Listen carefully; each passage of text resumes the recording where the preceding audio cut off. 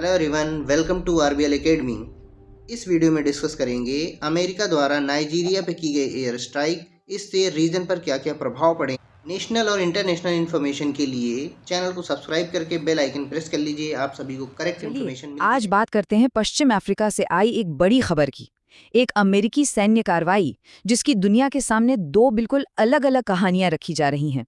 तो हुआ ये कि उत्तर पश्चिमी नाइजीरिया में अमेरिका ने अचानक एक जोरदार हवाई हमला कर दिया। निशाना थे आतंकवादी, लेकिन इस एक हमले ने पूरी दुनिया का ध्यान अपनी तरफ खींच लिया। तो चलिए इस पूरे मामले को जरा समझते हैं। पहले देखेंगे कि अमेरिका ने इस हमले की क्या वजह बताई, फिर जानेंगे कि नाइजीरिया ने इसका क्या जवाब दिया। इसके बाद जमीनी हकीकत पर नजर डालेंगे और आखिर में समझेंगे कि इस एक हमले का पूरे इलाके पर क्या असर पड़ सकता है। अब दिलचस्प बात यह है कि इस हमले का ऐलान किसी और ने नहीं बल्कि सीधे सीधे पूर्व राष्ट्रपति डोनाल्ड ट्रंप ने किया।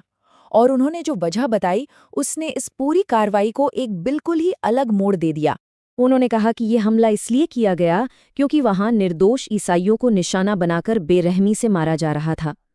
मतलब इस पूरे एक्शन को एक तरह से धार्मिक उत्पीड़न को रोकने वाली एक मानवीय कार्रवाई के तौर पर पेश किया गया। तो अमेरिका का कहना था कि ये सिर्फ एक हमला नहीं है, इसके कई मकसद हैं। पहला, ईसाई समुदायों को बचाना। दूसरा, आईसिस को मिडिल ईस्ट के बाहर फिर से सिर उठाने से रोकना। साथ ही दुनिया भर के जिहादी ग्रुप्स को एक कड़ा संदेश देना और ये भी दिखाना कि अमेरिका कहीं से भी आतंकवाद के खिलाफ एक्शन ले सकता है। लेकिन जैसा कि अक्सर होता है, कहानी का सिर्फ एक ही पहलू नहीं होता। अमेरिका ने जो कहा, नाइजीरियाई सरकार ने उसकी बिल्कुल उल्टी बात कही। उन्होंने एक ऐसा नजरिया सामने रखा जिसने अमेरिकी दावों पर ही सवालिया निशान लगा दिया। नाइजीरिया के राष्ट्रपति बोला टिनुबू ने साफ साफ कहा कि ईसाइयों पर जुल्म की ये बातें झूठी और बढ़ा चढ़ाकर बताई गई हैं। मतलब उन्होंने अमेरिका के इस एक्शन की जो मूल वजह थी उसी को सिरे से खारिज कर दिया। और ये टेबल देखिए, इससे दोनों के बीच का फर्क एकदम साफ हो जाता है। अमेरिका कह रहा है कि ये एक धार्मिक नरसंहार है, वहीं नाइजीरिया का कहना है कि नहीं, ये बहुआयामी हिंसा है जिसका असर हर समुदाय पर पड़ रहा है। अमेरिका आईसिस का नाम ले रहा है, जबकि नाइजीरिया आतंकवाद, डकैती और जमीनी विवादों की बात कर रहा है। एक तरफ अमेरिका इसे जरूरी हस्तक्षेप बता रहा है, तो दूसरी तरफ नाइजीरिया इसे अपनी संप्रभुता का उल्लंघन मान रहा है। तो अब सवाल ये उठता है कि इन दो बिल्कुल अलग अलग बयानों के बीच आखिर नाइजीरिया की जमीनी हकीकत है क्या? सच में वहां हो क्या रहा है? देखिए, अमेरिकी हमले का जो मेन टारगेट था वो था आईएसवैप नाम का एक ग्रुप। अब ये आईएसवैप क्या है? ये असल में Islamic State West Africa province है। ये वही ग्रुप है जो कुख्यात आतंकी संगठन बोको हराम से टूटकर बना और फिर ग्लोबल आईसिस नेटवर्क से जाकर मिल गया। और ये ग्रुप कोई रातों रात नहीं खड़ा हो गया। इसकी कहानी शुरू होती है बोको हराम के आतंक से। फिर इसी में से एक गुट अलग हुआ, आईएसएस से हाथ मिलाया और बन गया आईएसडब्ल्यूएपी।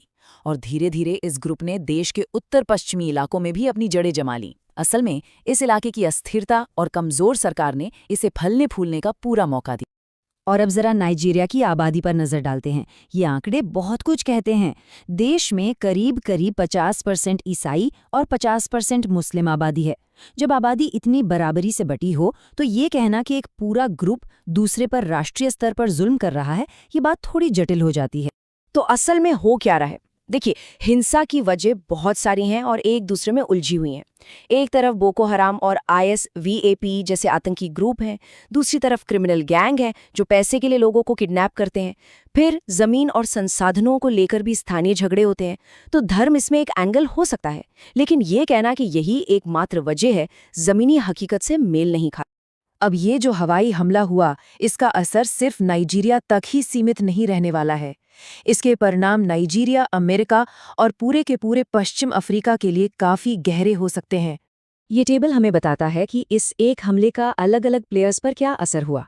नाइजीरिया के लिए ये उसकी अपनी सुरक्षा व्यवस्था की कमियों को दिखाता है। अमेरिका के लिए ये आईसिस की ग्लोबल पहुंच को कन्फर्म करता है और दुनिया को अपनी ताकत दिखाता है। और सबसे बड़ी चिंता है पश्चिम अफ्रीका की।